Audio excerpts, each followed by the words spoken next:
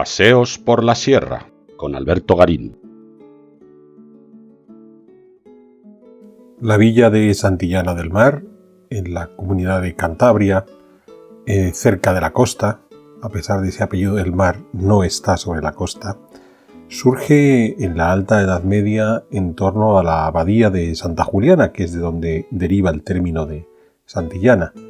De aquella primitiva abadía conservamos en la actualidad la hermosa colegiata que cierra la villa cuando uno la recorre de un extremo al otro, la cierra por el lado norte.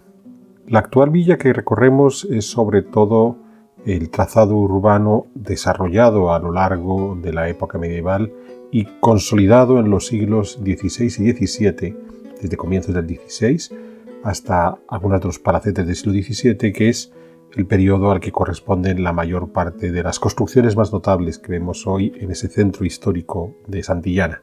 No nos vamos a detener, y quizás en el futuro lo hagamos, en cómo se consolida esa estructura urbana, bien caracterizada a partir básicamente de una calle principal.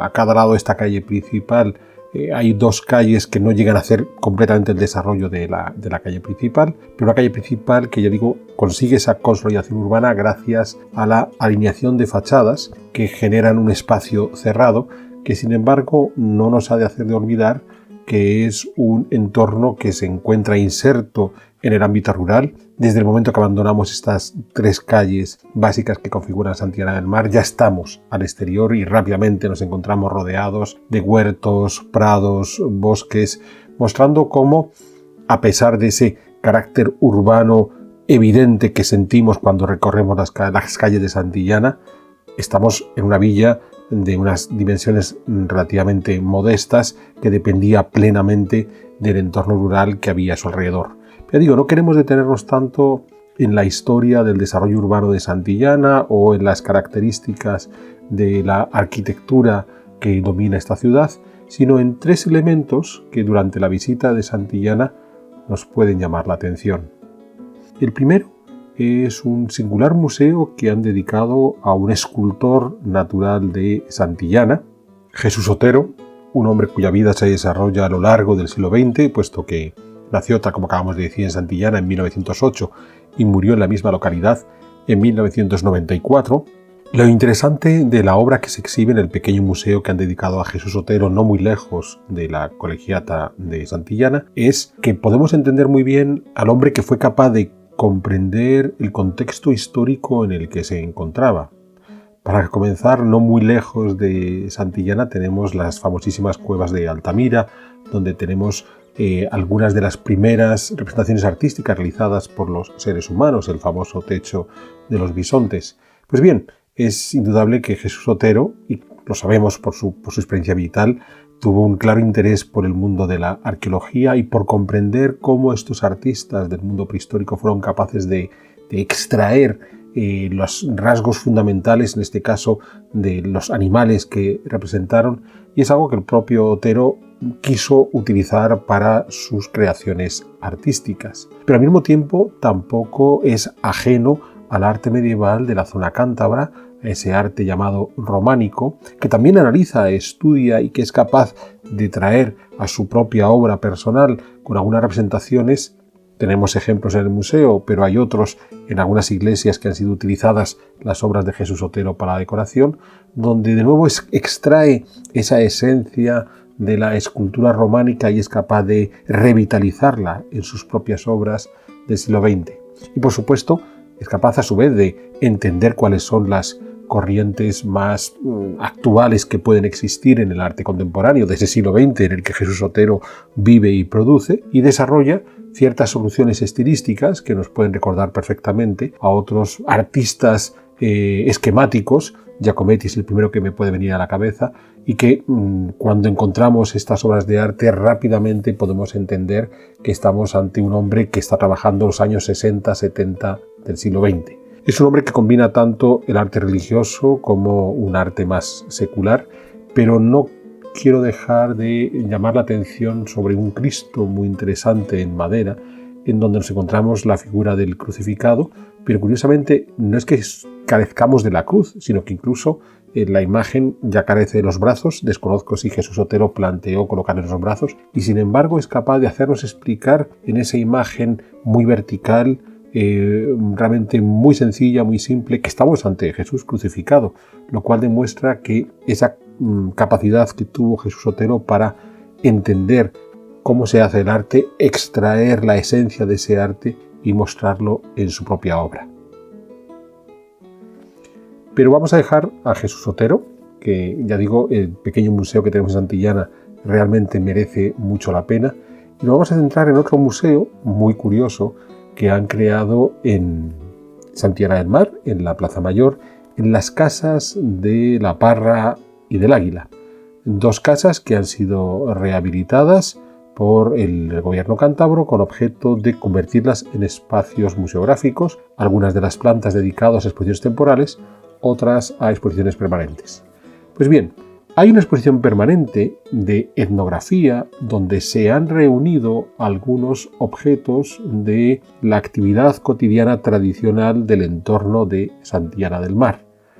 Y resulta chocante porque ya hemos dedicado un paseo por la sierra a un exquisito museo de etnografía, el que está en Espinosa de Villagonzalo, en Palencia, donde tuvimos ocasión ese paseo por la sierra de mostrar con qué gusto el coleccionista Luis Gutiérrez no solamente se había tomado la paciencia de reunir una cantidad de objetos de la cultura y la vida cotidiana tradicional a lo largo del tiempo, sin buscar una idealización de ese pasado, y en ese paseos por la sierra tuvimos ocasión de ver cómo la industrialización se iba insertando en el mundo agrícola, pero además esas piezas se presentaban de una forma muy amena para el visitante que con cierta rapidez podía entender lo que estaba viendo.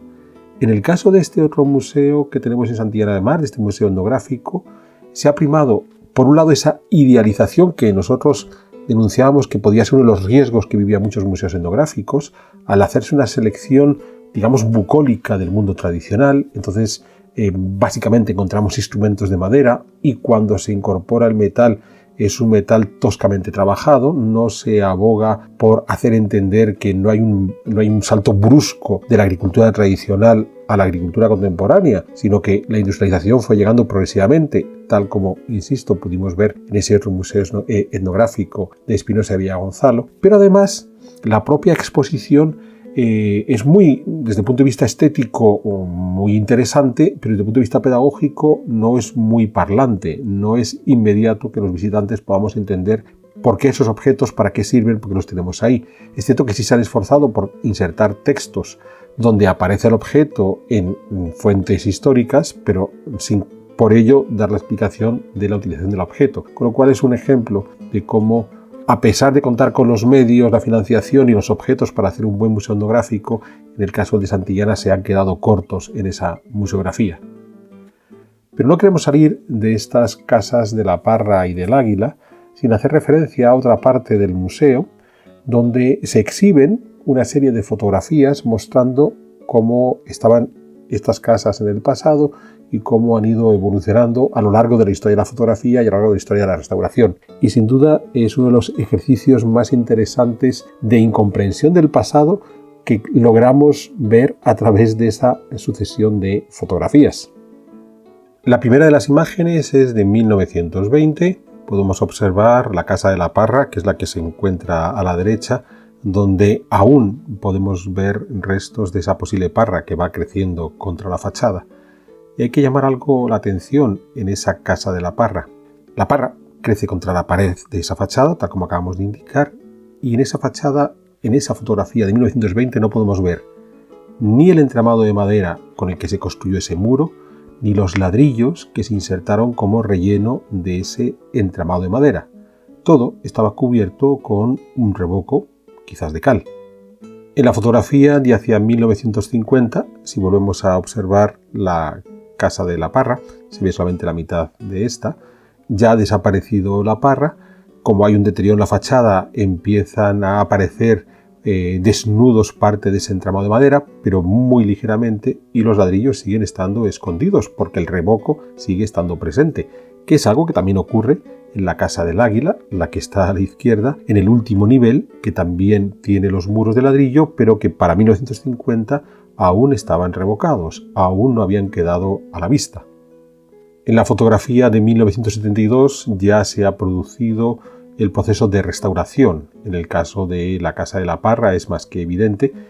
En el primer nivel ya, en los dos arcos ojivales de acceso, uno de ellos que estaba incluso tapiado se ha recuperado, y en la parte superior ya han quedado liberados el entramado de madera. Es muy curioso, utilizo el término liberado a propósito de forma casi irónica. Si durante siglos habían decidido recubrir ese entramado es posible porque lo que pretendían era proteger la madera. Ahora la hemos dejado desnuda, pues probablemente la falta de ese revoco afectará a la madera, que se verá más atacada por las inclemencias del tiempo. En esta fotografía de 1972 no podemos asegurar que los paramentos de ladrillo estén a la vista. Todo indica de que en el caso de los ladrillos aún se mantiene el revoco por encima de esos ladrillos. Lo mismo nos ocurre en la imagen de 1990. Vemos claramente el entramado de madera, pero no sabemos si el ladrillo ya está visto o no. Pudiera parecer, no estoy seguro. Pero es que en la fotografía que nosotros mismos hemos tomado recientemente, ahí no hay ninguna duda, el entramado de madera queda a la vista y los paramentos de ladrillo mucho más. Una solución estética que ya no solamente se va a aplicar a estas casas del Águila y de la Parra, sino que se ha ido extendiendo por el resto de Santillana. Y entonces hoy es relativamente sencillo encontrarnos otros inmuebles donde el ladrillo queda a la vista. ¿Cuál es el problema?